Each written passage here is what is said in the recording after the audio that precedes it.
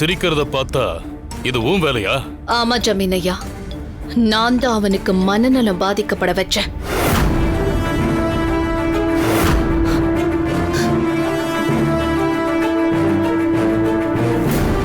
நிஜமாவா?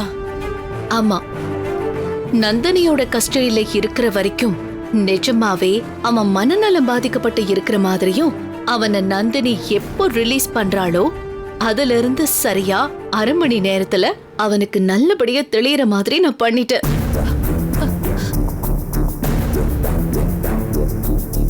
சூப்பர் மாயா. அவன் மட்டும் வாயை திறந்து அர்ஜுனை பத்தி சொல்லியிருந்தா அவ்வளவுதான், என்ன ஆயிருக்கும்? நீ எங்களையும் அர்ஜுனையும் காப்பாத்திட்ட. அர்ஜுன் தான் உன்கிட்ட கொஞ்சம் சவாலா பேசிட்டான். அவனுக்காக நான் உன்கிட்ட மன்னிப்பு கேட்டுக்கிறேன். என்ன பொறுத்த வரைக்கும் நீ பெரிய சக்தி தான். மாயா, இப்ப அசோக் வேற அடுத்த பூஜை ஆரம்பிக்க போறான். அதை எப்படி தடுக்க போற? ஜமீனையா, நாம ஜெயிக்கணும்னா போன தடவை ஏன் தோத்தோன்னு நமக்கு தெரியணும். ஆமா மாயா, இத பத்தி நானே உங்ககிட்ட கேட்கணும்னு தான் நினைச்சுக்கிட்டு இருந்தேன். உண்மையிலேயே போன பூஜையில என்ன நடந்துச்சு? அந்த ராஜா எப்படி அகிலா கழுத்துல கத்திய வச்சான்? மனநலம் பாதிக்கப்பட்டவனா நடிச்சவன் அப்புறம் எதுக்காக கத்திய கீழே போட்டுட்டு சாமி முன்னாடி மண்டி போட்டான்? என்னங்க சொல்றீங்க? அந்த ராஜா ஏன் கழுத்துல கத்தி வச்சானா? நான் அது கூடவா தெரியாம இருந்திருக்கேன்? ஒருவேளை பூஜை பண்ண வர்றவங்களுக்கு சக்தி இருக்குன்னு நீ சொன்ன மாதிரி அவதான் மாய மந்திரம் பண்ணி ராஜாவை இப்படி பண்ண வச்சிருப்பாளோ? ஏங்க, வெறும் மாய தந்திரம் மட்டும் இல்லங்க, அவங்களுக்கு அதுக்கு மேலயும் வேற ஏதோ ஒரு சக்தி இருக்கு. எதை வச்சு நீ அப்படி சொல்ற? பூஜை அப்போ திரௌபதி தேவியோட வீணையில இருந்து வந்த இசை அப்படியே என்ன வசியம் பண்ணிடுச்சு. அதே மாதிரிதான் புத்தி சுவாதீனம் இல்லாத மாதிரி நடிச்ச ராஜாவையும் வசியம் பண்ணிருக்கணும். எனக்கு என்னவோ அவங்க சக்திக்கு பின்னாடி கனகா தான் இருக்காளோன்னு தோணுது. என்னது, கனகாவா? ஆமாங்க, எனக்கு அப்படிதான் தோணுது.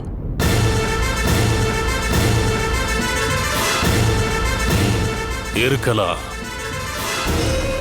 இங்கிருந்து அவ வீணாவையும் காவேரியையும் தீர்த்து கட்டுனா, அவ போனதுக்கு அப்புறம் ஜனாவையும் தீர்த்து கட்டுனா. இப்ப இந்த பூஜையை நாம தடுக்கணும்னு நினைக்கிறோம். ஆனா அதை செய்ய விடாம அவதான் நம்மள தடுக்கிறாளோ என்னவோ. என்ன மாயா, எதுவும் சொல்லாம இருக்க? இதுக்கெல்லாம் காரணம் கனகாதான்னு எனக்கு தோணுது. நீ என்ன நினைக்கிற? கனகா இல்ல. அப்போ வேற யாரு? கனக துர்கா. கனக துர்காவா? ஆமா, கனக துர்காவோட அருள் ஆசையினாலதான் கனகா அத்தனை காரியங்களையும் பண்றா. இப்ப கனக துர்காவோட அருள் ஆசையினாலதான் இந்த பூஜைக்கு பாதுகாப்பா இருந்து நம்மள செயல்பட விடாம தடுத்துட்டு இருக்கா. எதை வச்சு அப்படி சொல்ற மாயா? அசோக் பண்ண பூஜையை தடுக்க இங்க நான் ஒரு பூஜை பண்ணல.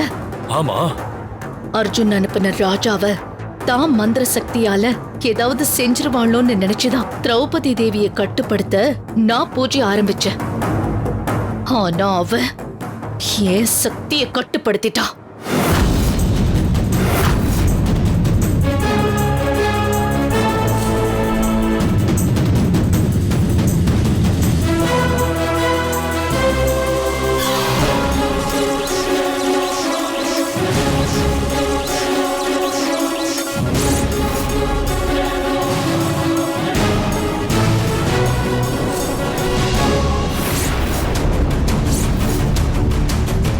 அந்த திரௌபதி தேவி ஒரு சாதாரணமான மந்திரக்காரி.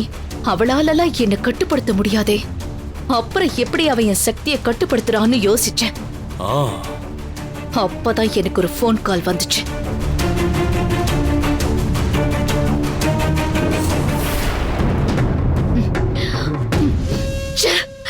எப்படி எப்படி இது நடந்துச்சு? ஏன் ஏன் ஏன் என்னால் அந்த திரௌபதி தேவியை என்னோட வழிக்கு கொண்டு வர முடியல?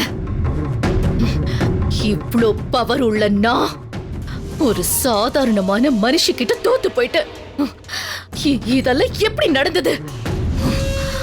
இச்ச தெய்வமே, ஒரு காவல் தெய்வத்துக்கு சமமான சக்தி கொண்டவனா ஒரு வீணை வாசிக்கிறவ கிட்ட தோத்து போயிட்டேன். அவ முன்னாடி என் மந்திர சக்தி பலிக்காம போனதுக்கு காரணம் என்ன?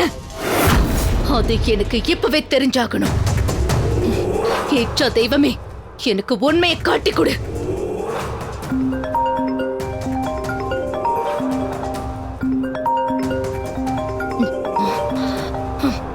ச்சே.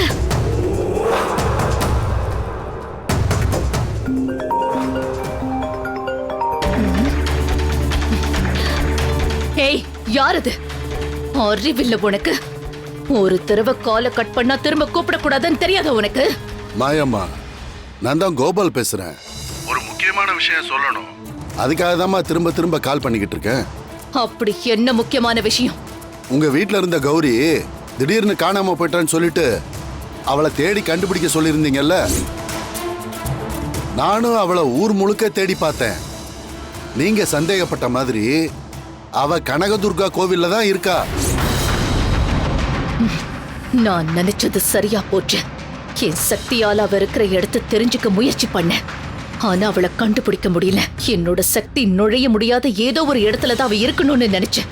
அதனாலதான் கௌரி எங்க இருக்கான்னு இந்த ஆளை அனுப்பி தேடி பார்க்க சொன்னேன். சரி, அவ அங்க என்ன பண்ணிட்டு இருந்தா? நெய் விளக்கு ஏத்தி சாமி கும்பிட்டுக்கிட்டு இருந்தா.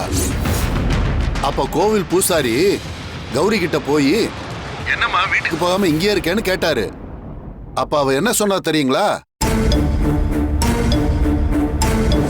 அதுக்காக தான் என்னோட அசோக் சித்தப்பா வீட்ல கற்ப ரச்சாம்பிகை பூஜை பண்றாரு. துர்காக்காகவும் குழந்தைக்காகவும் நான் இங்க நெய் தீபம் ஏத்தி சாமி கும்பிட்டுட்டு இருக்கேன். என் இச்சா தெய்வமே, என் கேள்விக்கான பதில் தெரிஞ்சிருச்சு. உனக்கு நன்றி தாயே. சரி, உன் வேலை முடிஞ்சிருச்சு. இனிமே ஆக வேண்டியதை நான் பாத்துக்கிறேன். சரிம்மா.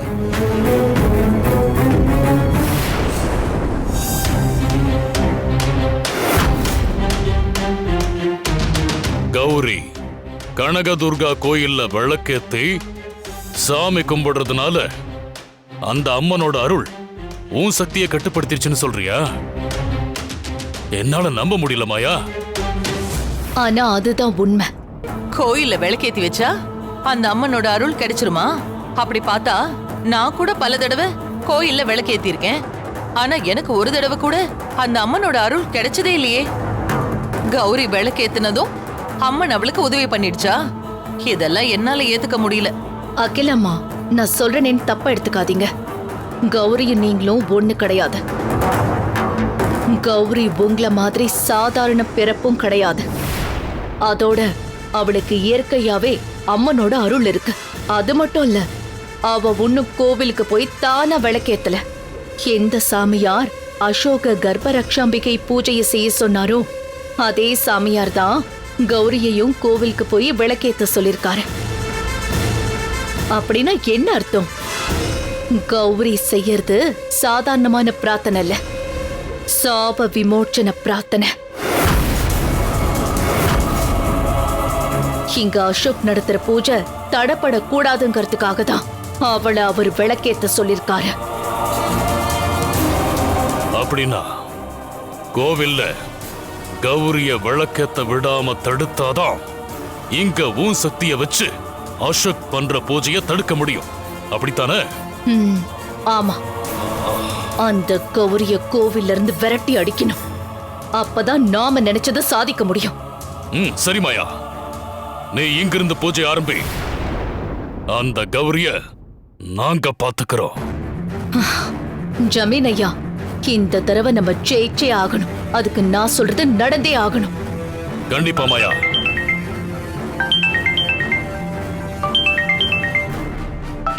தெரியாத நம்பரா இருக்கு. யாரா இருக்கும்? எங்க அர்ஜுனா இருக்க போகுதுங்க. எடுத்து பேசுங்க, ஸ்பீக்கர்ல போடுங்க. ஹலோ ஐயா, நான் ராஜா பேசுறேன். ராஜாண்ணா? எந்த ராஜா? உங்க வீட்ல வந்து மனநலம் பாதிக்கப்பட்ட மாதிரி நடிச்சனே அந்த ராஜா ஐயா. டேய் நெய்யா எங்கிருந்து பேசுற? ஐயா நம்ம ஏரியால இருந்து தான் பேசுறேன். அந்த நந்தினி மனநலம் பாதிக்கப்பட்டவனு நினைச்சு என்ன வெளியே விட்டுட்டா.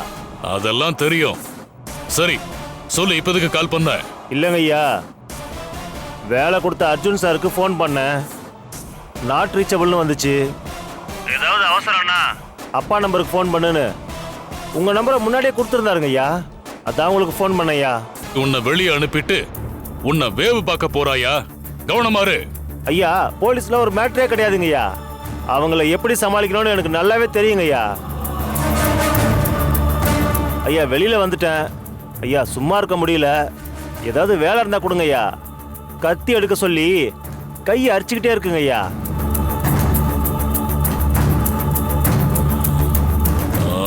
சரி நீ ஒண்ணு பண்ணு.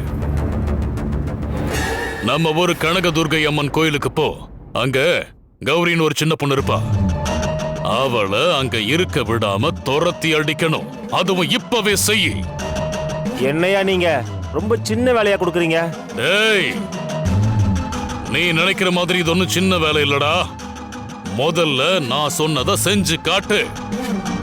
அப்புறமா வந்து அதுக்கான கூலிய வாங்கிட்டு போ. லேட் பண்ணாம சீக்கிரமா போடா. சரிங்க ஐயா, போறேன்.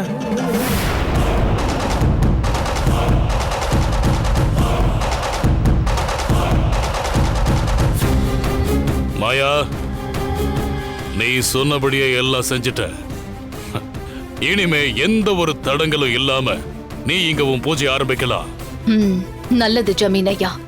அசோக் பண்ற பூஜையை தடுத்து அந்த சாமியோரோட சாபத்தை பலிக்க வச்சு அந்த துர்காவை துடி துடிக்க வைப்பேன்.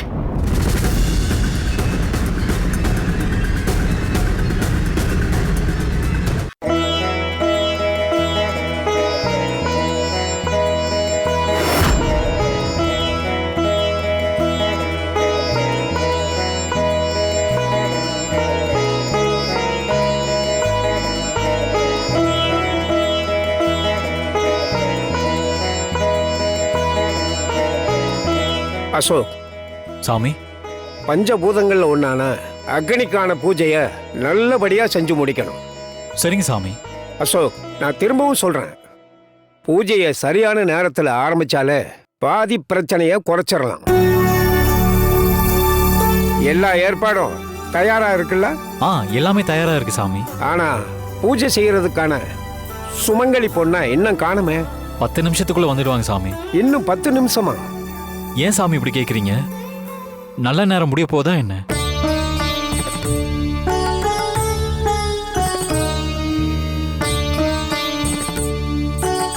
அசோக், ஒரு நிமிஷம். வாங்க சாமி.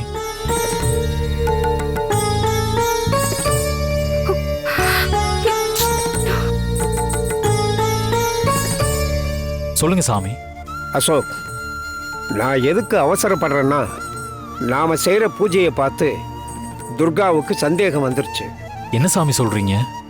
ஆமா அசோக். என்ன துர்கா, என்ன விஷயமா என்னை கூப்பிட்ட? சொல்லுமா. ஐயா, உங்ககிட்ட நான் உனக்கு கேட்பேன், நீங்களும் அதை மறைக்காம பதில் சொல்லணும். நீ என்ன கேட்க போறேன்னு எனக்கு நல்லா தெரியுமா. இல்ல, எனக்கு சுகப்பிரசவம் ஆகணும். என் வயித்துல இருக்கிற குழந்தை நல்லா இருக்கணும். எதுக்காக தான் இந்த பூஜை நடக்கிறதா சின்னையா சொன்னாரு. ஆனா இங்க நடக்கிறதெல்லாம் பார்த்தா இந்த பூஜை வேற ஏதோ ஒரு காரணத்துக்காக நடக்கிற மாதிரி தெரியுதுங்கய்யா. வேற என்ன காரணமா? கர்ப்பிணி பொண்ணு நல்லா இருக்கணும், அவங்க கருவுல வளர்ற குழந்தை ஆரோக்கியமா இருக்கணும் தான் இந்த கற்ப ரட்சாம்பிகை பூஜையை பண்ணுவாங்க. அசோக், உனக்கும் உன் குழந்தைக்காகவும் தான் இந்த பூஜையை பண்றாருமா. ஆமா, பொதுவா அப்படிதான் சொல்லுவாங்க. ஆனா இங்க நடக்கிறதெல்லாம் பார்த்தா சின்னையா இந்த பூஜையை வேற ஏதோ ஒரு காரணத்துக்காக பண்ற மாதிரி தோணுது. என்ன காரணம்னு கண்டிப்பா உங்களுக்கு தெரிஞ்சிருக்கும். ஆனா அது எனக்கு தெரிஞ்சிடக்கூடாதுன்னு நீங்க 2 பேரும் நினைக்கிறீங்க. அதுவும் எனக்கு தெரியும். ஐயா, உங்களை நான் கெஞ்சி கேட்டுக்கிறேன், இந்த பூஜைக்கான உண்மையான காரணத்தை சொல்லுங்க ஐயா. அம்மா, நீ நினைக்கிற மாதிரி எல்லாம் ஒன்றும் இல்லைம்மா. தேவையில்லாம மனசை போட்டு குழப்பிக்காத. அசோக் உன் நல்லதுக்காகவும் உன் வயிற்றுல வளர்ற குழந்தைக்காகவும் தான் இந்த பூஜையை பண்றாரு. மற்றபடி ஒன்றும் இல்லைம்மா. பெரியவங்க நீங்க சொல்றீங்க, அதை நான் ஏத்துக்கிறேன். ஆனா ஒவ்வொரு பூஜையும் நடக்கிறப்பெல்லாம் வர கஷ்டங்களால நீங்க 2 பேரும் படுற பாட பார்த்தா மனசுக்கு ரொம்ப கஷ்டமா இருக்குங்கய்யா. எனக்கு இங்க நடக்கிறதெல்லாம் வச்சு பார்த்தா எனக்கும் என் குழந்தைக்கும் ஏதோ உயிர் கண்டும் இருக்குமோன்னு தோணுது. அதை பத்தி தெரிஞ்சா என் மனசு கஷ்டப்படும்னு மறைக்கிறீங்களோன்னு எனக்கு தோணுதுங்கய்யா. எப்படி துர்கா இவ்வளவு சரியா சொல்றா? என்னங்கய்யா, உண்மையை சொல்லிட்டேன்னு அதிர்ச்சியா இருக்கா?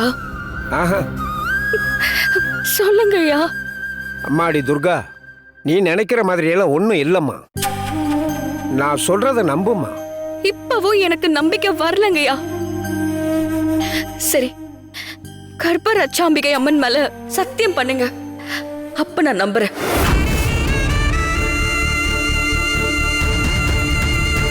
எதுக்கு தயங்குறீங்கய்யா? சத்தியம் பண்ணுங்க. தாயே, இது என்ன சோதனை? சாப விஷயத்தை சொல்ல மாட்டேன்னு அசோக் கிட்ட வாக்கு கொடுத்துருக்கேன். ஆனா துர்கா சத்தியம் பண்ண சொல்றாள, நான் என்ன பண்ணுவேன்?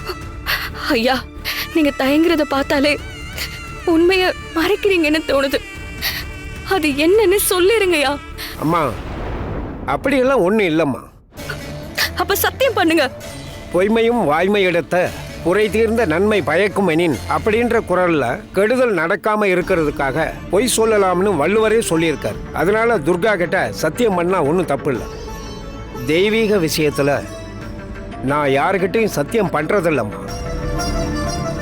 இதுல நம்பிக்கை தான் முக்கியம். ஆனா எப்போ என் மேல உனக்கு நம்பிக்கை இல்லாம போச்சோ எனக்கு வேற வழி தெரியலம்மா. சரிம்மா, நான் சத்தியம் பண்றேன். அம்மா தாயே, முதல் முறையா ஒரு பொய் சொல்ல போறேன். அதனால கோபப்பட்டு பூஜையில எந்த தடங்களும் வந்துடக்கூடாதுமா.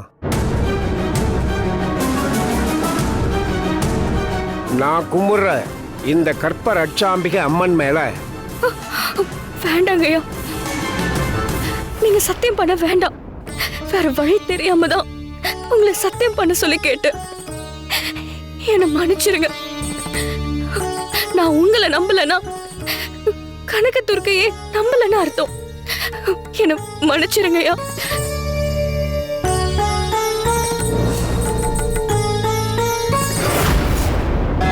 குழந்தைக்கு உயிர் கண்டம் இருக்குங்கிறத மறைச்சிட்டு இந்த பூஜையை நாம பண்ணிக்கிட்டு இருக்கோம்.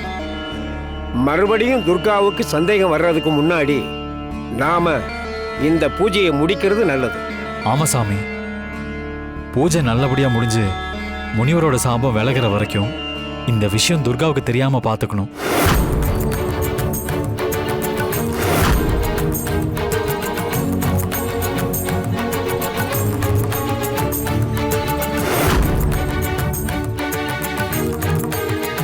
எல்லாம் நல்லபடியா நடக்கும். அசோக் தம்பி, அடுத்த பூஜை பண்றவங்க வந்துட்டாங்க, வாங்க. வாங்க சாமி. போலாம்.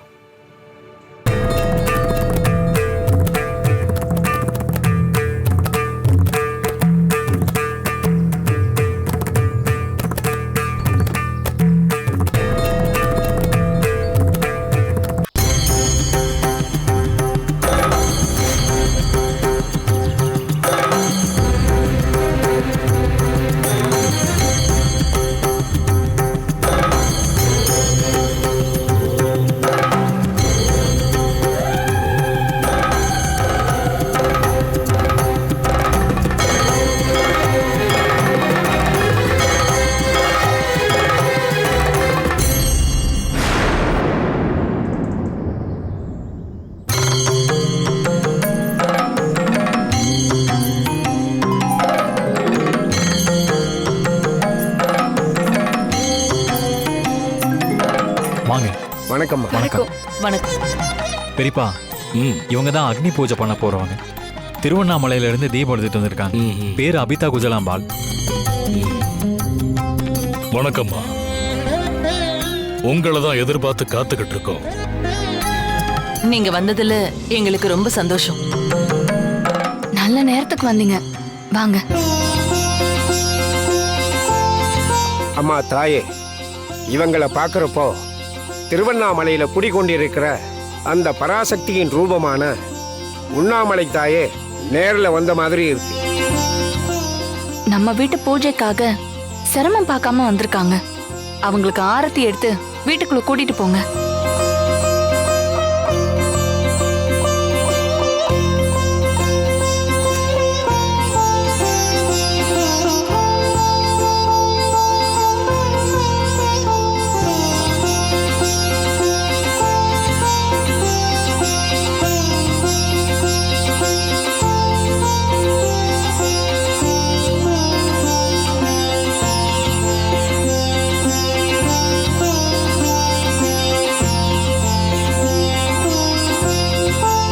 வாங்க ஆ வாங்க. வாங்க வாங்கம்மா.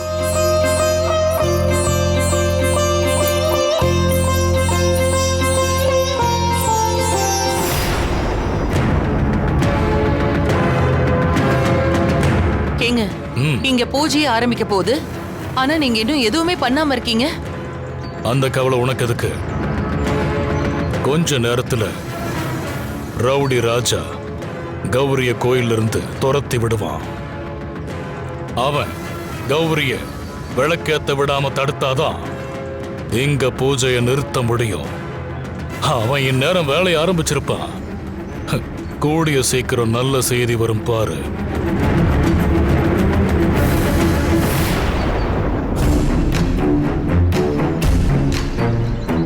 இங்க பாருங்கம்மா, இந்த கோவில்ல தான் கௌரி விளக்கேத்திக்கிட்டு இருக்கா. சரிங்க.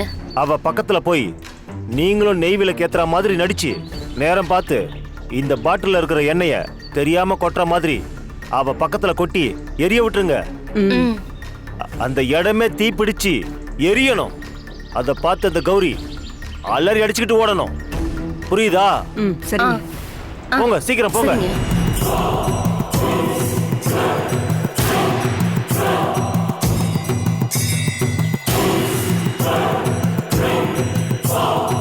அந்த பொண்ணுதான்.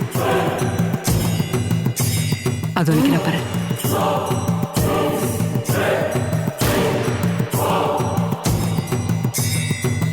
வா போலாம்.